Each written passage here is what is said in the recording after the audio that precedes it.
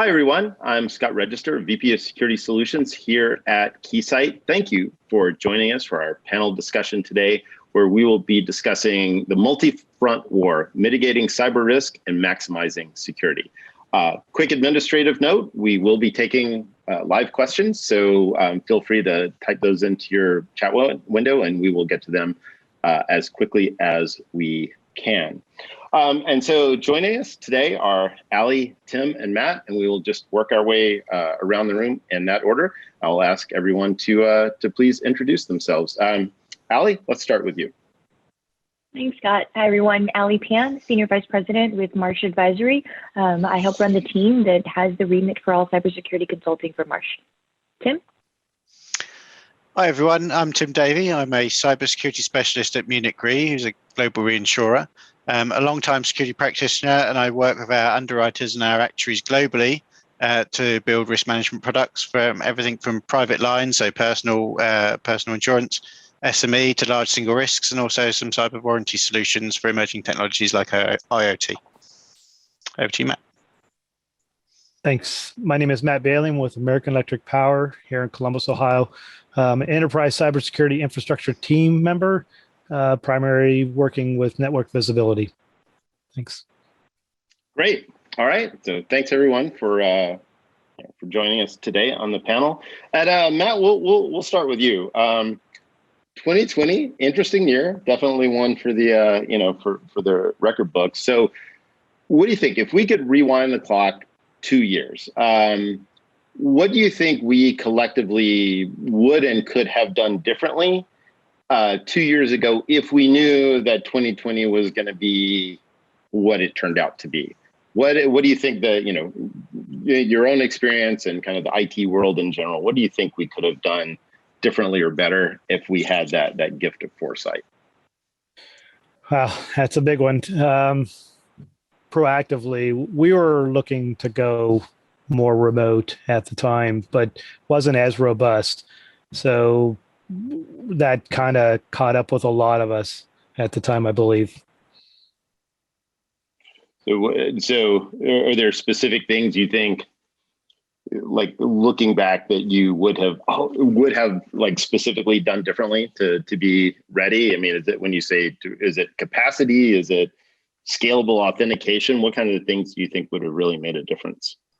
All of the above. Was capacity, scalability, more robust infrastructure to handle all the various different connections, two-factor, the complete rollout user experience. Got it. Yeah, that's sure was an interesting. I don't envy you, like being on the receiving end of a lot of rapid learning there.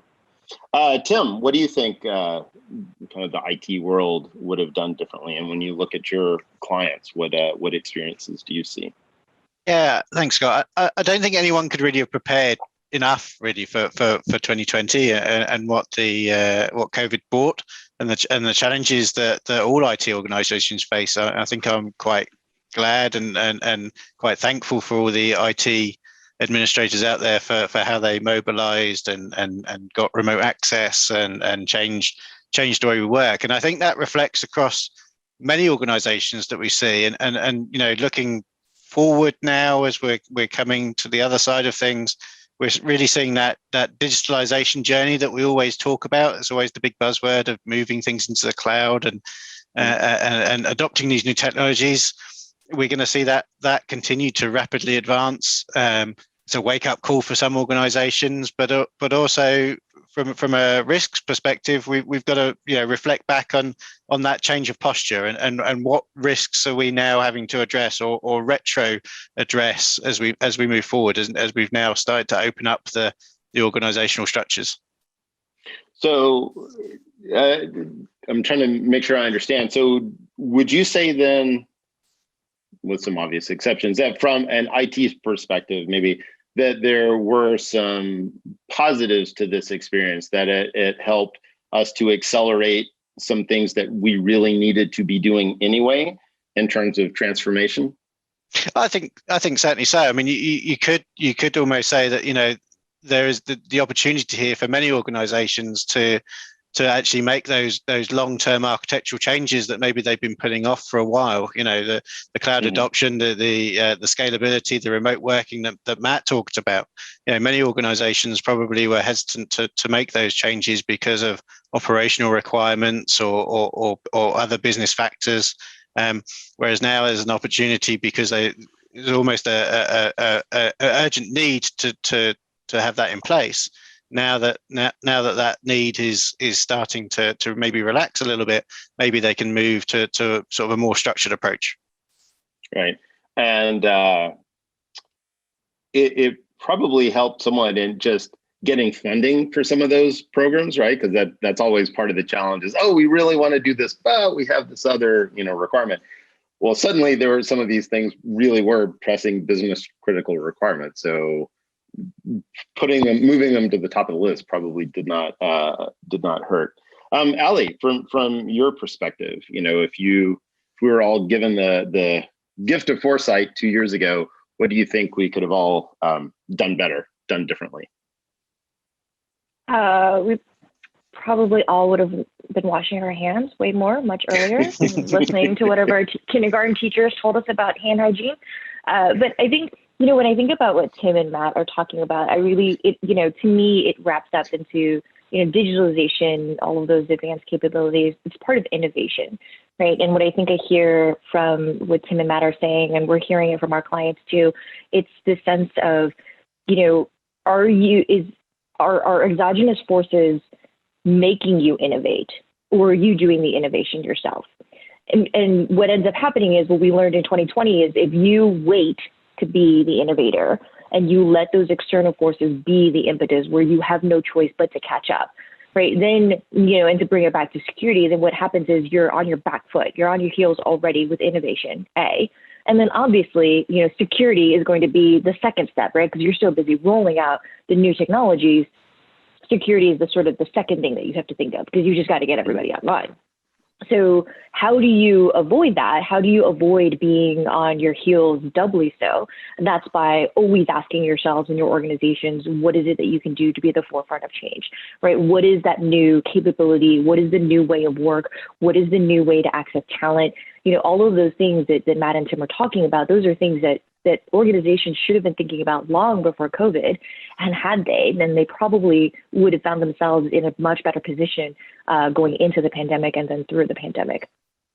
So when you think about this topic, you're really thinking about it not from the perspective of a specific, upgrade or technology rollout, but more of a corporate culture change to really force yourself to stay ahead, to think about what could go wrong or what could go right, and to be at the front of that.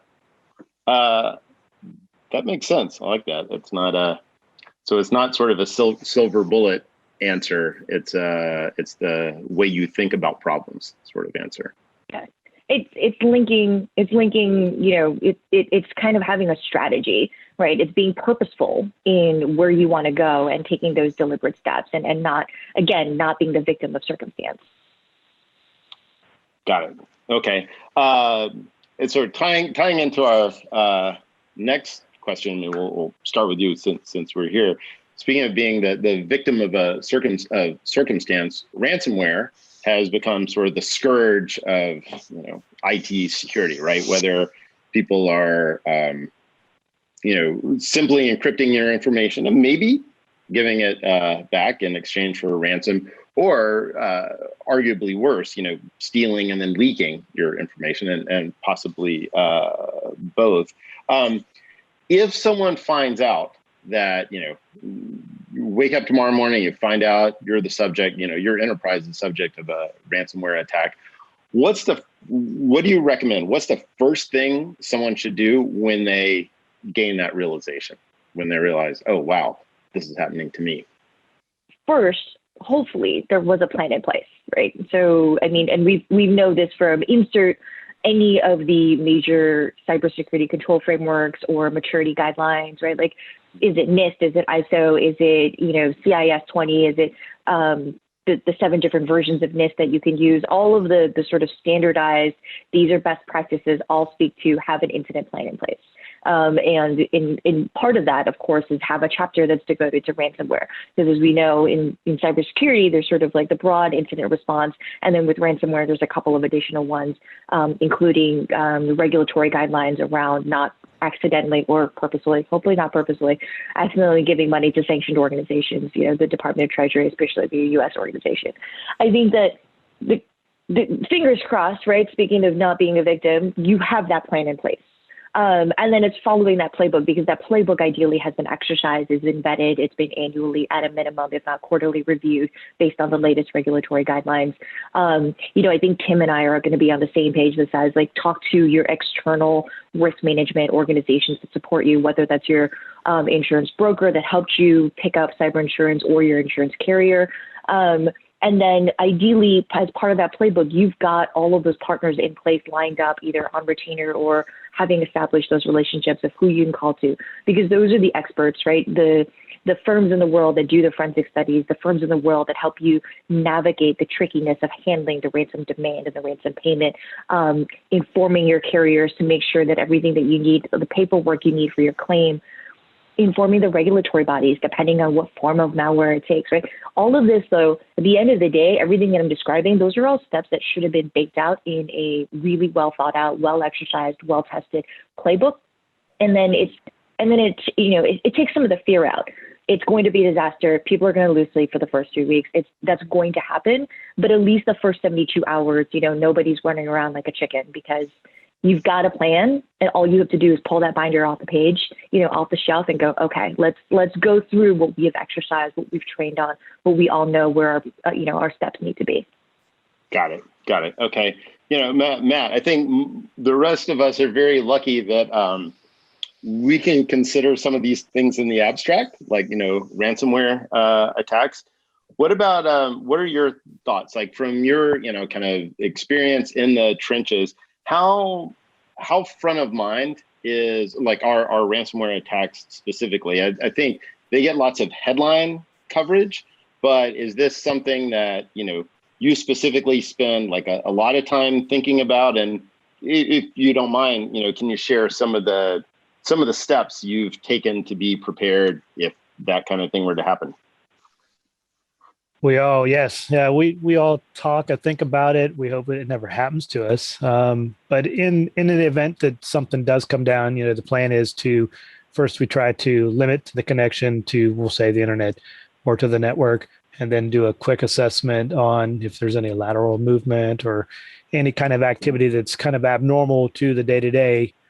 And then, as Ali was mentioning, just try to get your head around the game plan, focus on it, stay on the steps, and try to follow through with critical within that couple hours to kind of get a good feel for what may or may not have taken place, and then move forward. Got it. Okay. So you really see the first couple of hours are kind of key to surviving or not, to really understand the scope and start your response. Yeah. After that, then you just got to keep moving forward without panicking. Right. Which may be the trickiest part. Tim, then, without using names, I mean, have you been involved, Tim, in response to any ransomware attacks? Is this something you've personally been involved in? I'm sure your organization has. Yeah, I work closely with the claims teams. Certainly, one of the interesting trends that we've seen, over the last years or so, is where ransomware used to be just an encryption of the devices and then the payment. Now they're a lot more sophisticated, because they'll actually be on your network and they'll be hunting for data, and they'll be taking the data as well. So they kind of hit you with the double whammy of data plus the ransom. So from a claims perspective, that as Ali was mentioning, that can cause more regulatory issues, because you also have a data breach to worry about as well. And I think this is one of the strengths of cyber insurance coming into play, as part of that team security and shared team, because we've got the on retainer, and we have the service providers that deal with these incidents day in, day out, and know their way around know their way around the instance. So as Matt said, those critical moments, if you've got your insurer on board and they've got their service providers on board, you've instantly increased your team size in terms of responding to that incident. You've got the experts that know what they're talking about and can really help you through that incident. And I think that, like I said, that's one of the strengths where the insurance plays, because let's be honest, not all organizations have security expertise all the time on tap. We talk, every year there's always the topic of there's not enough security professionals in organizations. So I think certainly for the smaller organizations, there isn't a security guy. It's an IT guy. So having that insurance policy behind them is sometimes a lifeline to them. Got it. If I could just add to Tim and Matt, it's to me, it's not just the security professionals. I think Matt and Tim are hinting around it too. You want to augment your skill set inside your organization, and there's the immediate, what is the IT or the security team going to do as response? Who are the external augmentees that you need to be, helping you to bring in, teams like Tim and the people that he works with. But then it's also internally, who are the non-technology people that are also going to be involved, right? Any kind of cyber incident, particularly ransomware, the idea is that it's all hands on deck, right? Like the CFO needs to be, monitoring the crisis communications, or the public relations team, the social media team needs to be alerted, because there needs to be a coordinated communication that goes out. There's the GC's office, oh my goodness, is super critical. So when we think about ransomware, I know the topic is about security, but I love the title, that it's a multi-front war, right? That in your organization, you have all of these assets with different skill sets, all of which have a role to play in the war, in the security war. And it's so important in any kind of incident, but particularly ransomware, that you utilize every single one of those assets available. Everyone has a role, use them. Yeah, that makes sense. I guess we have, I think a lot of us do think, certainly on my side, think more about the technical roles, but you're absolutely right. Some of the most key team members are not going to be the technical people, right? I mean, it's going to be, to your point, legal and social and finance and everything else have to be involved. And that does remind me, though, of we're talking about a lot about like making plans and having, the plan in place and it's rehearsed and all that to respond to ransomware. But just an anecdote I heard recently, which I thought was funny. It's really important when you compile your plan for a ransomware response, and you've got it all documented and you're, ready to go, and you've scripted, like print it out. Because if you're really subject to a ransomware attack, you may not have access to your laptop. So you may have these really, really great plans which are locked away on a hard drive that you no longer get to. And I think that's absolutely accurate. And I'll bet if you were to do a survey, there would be an embarrassing large number of people who have found that out the hard way. All right, so let's change topics to supply chain, right? So I'm in Austin, and so the whole SolarWinds thing, was not just sort of national news. This was local news, right? For us, and this is pretty significant. So Tim, we'll go over to you. Obviously in 2020, the world was sort of forced to rethink supply chain security and what it means. And I think, among other things, take a much broader sort of perspective of what your supply chain is, right? Because it's easy to think, if you're in like hardware manufacturing, it's easy to think of like components, like the things that plug in on your circuit boards, right, as part of your supply chain. But I think this really, among other things, made us realize that the supply chain is much broader than that. It's kind of everything you need to get your work done, right? Everything that's critical for your operation. So hopefully, I think we say this every time, hopefully this was a wake-up call about the importance of supply chain security. Now that we're awake, hopefully, what do you think? What are the big lessons learned? What do we do differently moving forward? And I think that the SolarWinds series of breaches is particularly interesting, I think, because many of the people who were most impacted were the people who in some ways did everything right. If you didn't update your software, right, and you had old stale versions of Orion, you were fine. It was the people who did the right thing and kept it up to date. They may have been in sort of a worse spot, right, because they were the ones who got the bad stuff. So what do you think some of the big takeaways, the big lessons that we learned are? So in terms of SolarWinds, we know that was a big event. We know that no matter how much security awareness and tools and proactive measures are in place, that those are always, those types of events are always going to affect organizations, either directly because they're a target or because they'll be collateral and just so happen to be using whatever, in this case SolarWinds, but in whatever software that was being used next.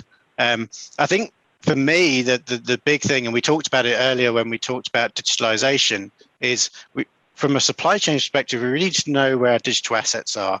Things like private keys, also what software we're using, what cloud providers we're using, all those open libraries that we might be putting into our software service stacks, all those kind of things. Supply chain's not easy, and we know supply chain's not easy at the best of times for physical things. But now we've got a whole bunch of intangible assets that are digital and in a larger scale. And when you start looking at IoT devices and that world, you then got another incremental scale. So I think, yes, a big wake up call of these things happen, and no matter how many security controls you put in place, security, it will happen. But also a big wake up call into the number of, digital what's an organization's digital footprint these days, and how do you build the risks around that? Right. And Ali, you advise people on risk. How do you counsel people to consider their supply chains now? SolarWinds is a nice headline for us to point to, but we've always had the same sort of dogma that we've been trying to roll out, which is, and it's exactly Tim's point, right? Your digital supply chain, and it's not just who makes your server stack and where you get your laptops from, although we actually know of firmware issues as well. But it's also where is that hidden piece of, I love, Tim, that you brought up, right, the open libraries. Where's that one piece of hidden tech debt inside a source code that you're not going to find, right? When you think about SolarWinds, the cascading effects, but when you think about the immediate SolarWinds clients, right, your Microsofts and your FireEyes in the world, who's going to be better equipped to identify that tech debt than those massive organizations with, teaming with the world's best cybersecurity specialists? I think that there's some questions inside the security community about how closely they are looking at each other. I certainly read some really interesting thought pieces about, were the warning signs always there? And, was there hubris involved across the security community that probably should have picked up on issues much earlier? Are there questions around what is the esoteric debate around, proprietary security software versus open source that everyone can kind of investigate? I am not a specialist. I just think those conversations are fascinating, but I think SolarWinds is triggering a lot of those really, really academic level discussions that could change how the industry really views itself moving forward. But I think if you're not a FireEye and you don't have that kind of talent pool inside your own house, I think the question becomes, what I think is really interesting is the same techniques that have worked really well for traditional non-digital supply chain still can work actually in the digital space, right? When you think about one of the things I did before I joined Marsh is I did supply chain consulting and supply chain optimization and risk mitigation. And when you in much more traditional spaces, and when you think about, are you concentrated in your risk? Do you have one supplier, or does that, maybe you thought you diversified, but all three of your diversified suppliers only use one sub-supplier, right? It's the same techniques that have always worked in supply chain management to help you mitigate your risks there. You can, in the same way that you expand your perspective about digital, on the one hand, you're kind of broadening your view of what supply chain looks like, but on the other hand, you're actually narrowing your scope of mitigation to the tried and true. So those are, it's interesting because your procurement team that's used to writing a vendor contract for your water bottles or whatever non-digital assets they probably have some really great insights that can be shared with the tech team and the security teams to think about. Yeah, that's an interesting take. The concentration of risk, that's kind of, it seems like an interesting topic in the digital world. Like in some ways, the more suppliers you have, the more risk you could expose yourself to, right? I mean, it could be a little different.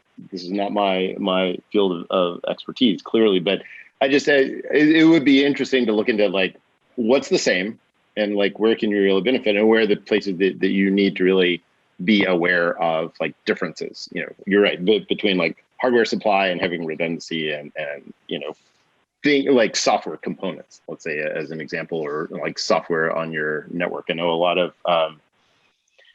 just a lot of sort of IT management that we work with. You know, one of the goals is actually reducing the number of vendors that they have supplying stuff for their network, just because there's a lot of overhead in managing lots of different vendors and lots of different suppliers. So clearly there are trade-offs, right, to be had, and you've got to figure out what works for you. So Matt, and I'm not going to ask if you're an Orion user, but you know, when was it Holiday Bear, you know, when that whole attack, you know, sort of started hitting light, and we started to realize just how sort of pernicious and the duration, right, and the patience of you know, the hackers in this attack. Did that change the way that, you know, you guys thought about your supply chain and the risks that whatever external vendors you have, like the risks that they brought to your network? Did that force a change in the way that you approach that? I don't think it per se forced a change. I think it supported some of the aggressive movements we were trying to take with outsource companies and trying to do user awareness and to try to mitigate the possible exposures of, I wouldn't say call them the weak link, but helping them understand keeping their network secure and or phishing attempts, that kind of stuff. So lessen that kind of thing. Okay. All right. So that's good. So for you, it was sort of, it was validation that the steps that you were trying to take were the right ones, that there really is risk out there and you need to be sort of aware of. Yeah, it kind of helps support some of the paranoia some of us have throughout the day when things are going on. Right. Yeah, it's good when you can prove it's not just paranoia, that you actually know what you're talking about, right? Yeah, so it's interesting. I mean, this has come up a couple of times that that at least, and maybe specifically within the IT world, some of the challenges that we've had over the last, you know, however long, 18 months or whatever now, have actually helped us to, you know, whether it's the kind of rush to remote and the rush to you know, move to the cloud and things like that, or, you know, thinking about supply chain with recognizing and taking action on some of those risks, that it's actually helping us. Like some of these things are forcing attention on the things that maybe we knew were the right things to do and had to be done, but they just couldn't be effectively prioritized, right? So, you know, always on the hunt for silver linings. Maybe there are some positives, and you know, as I guess the hope would be, as sort of the, you know, we all get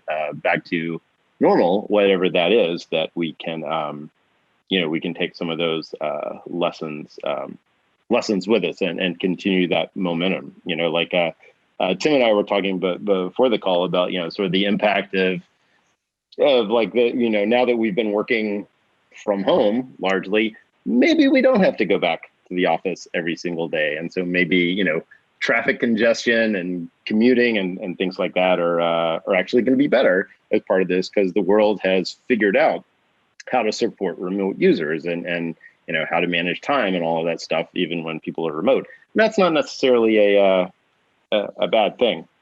All right, so I want to remind everyone that we are taking questions in the chat window, so we will get to those. But I will ask now for any closing thoughts about, you know, this multi-front, you know, war that we're in and managing risk in our environments.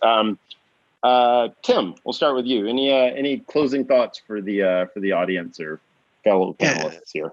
Yeah, thanks, Scott. I think that, I mean, my main thought, and I think we touched on some of the concerns in the discussion. It was really, really rewarding to know that other people share the same concerns. But as we're moving to this new world of compute power everywhere, people are now working everywhere. There's so much increased complexity in IT environments, and Ali's mentioned it a number of times. It's not just the IT and the security guys that are responsible for keeping that going. It's kind of, there's a little bit of everyone's responsibility, and I know we always talk about people, process, technology. There's a big emphasis on people and process, and a little emphasis on technology. But just that sheer scale of complexity, if we don't get that right, then we're going to end up in a complete mess going down the line. And those challenges aren't theoretical, right? We know that these things, we don't know what will happen next, but we know that these challenges are not just drawing board exercises, right? Yeah. That these things can happen. Matt, any closing thoughts you'd like to share with everyone? Yes, checks and balances. Every once in a while, you kind of test a tool or test yourself to make sure that what you felt it was designed to do or to alert on is there. And maybe a little bit of overlap with multiple tools kind of helps kind of give you an idea, because sometimes one tool doesn't see where the other tool does. But don't get too comfortable, but at the same time, don't get too paranoid. I mean, at the end of the day, it's an evolving platform with a lot of multiple changes and risks that go on day to day to do business. Got it. All right. And Ali, bring us home. Two. One actually builds right off of Matt, and it's kind of the flip side, but it's not as going to be as contradictory as I think it sounds in my head. So, Matt's point about don't be too paranoid. I would say, as in organizations, you've got a cacophony of voices, right? One voice has to be that SNL character who's Debbie Downer, who's just got always, like, everything could go wrong at all times. And I say that not really jokingly, because you always want that one voice to say, hey, there's an angle we've missed, right? The whole organization doesn't need to be down in the dumps and be, hyper paranoid all the time. It's just a terrible emotional way to live a life. So I don't necessarily recommend that. I mean, that's what I do for a living, and it's pretty hard emotionally. There's a lot of bourbon in my cabinet, but I think you need one voice in your team to kind of balance out the hope and the optimism. And, everyone wants to move forward. Everyone wants to have growth, and everyone wants wins and successes. And you need at least one voice that says, let me help you troubleshoot. Let me help you de-risk our ability to move forward. So there's one. And then the second one is what I love about this conversation is you've got practitioners and Matt and Scott, right? You've got sort of people in the risk industry that specialize more in a broader scope of risk, like Tim and myself. I think what's really interesting in cybersecurity in particular is there is more opportunity now in this particular space for the concept of public-private conversations and pathways moving forward. And I know that, courtesy revelations around what the government can or cannot do in the security space can cause tensions. But I think that there's also opportunities to really think about, when you think about the way technology, right, like 5G rollout, for example, you're talking ultimately about nationally important critical infrastructure. And speaking of supply chains, there are 5 main hardware suppliers that can support the US 5G rollout. That's ultimately a national security issue. So these questions that we're trying to grapple with in 35 minutes, right? We are a pretty diverse set of voices, but it needs to be more and more diverse, and there needs to be a public-private conversation with the public sector and with government agencies as well to think about what else can be done, what information can be shared, what new policy-driven ways do we need to help secure everyone equally. Boy, that could kick off a whole nother, I think, multi-hour discussion. 5G validation and security being something very near and dear to Keysight's heart. So maybe next year, maybe we'll set aside time for that. All right. So thank you, everyone. I'd like to thank Tim and Matt and Ali, my fellow panelists, for joining us today, and for those of you in the audience. thank you very much. And again, we will get to as many questions as we possibly can. Thanks, everyone. Have a great day. Bye. Thanks all. Bye.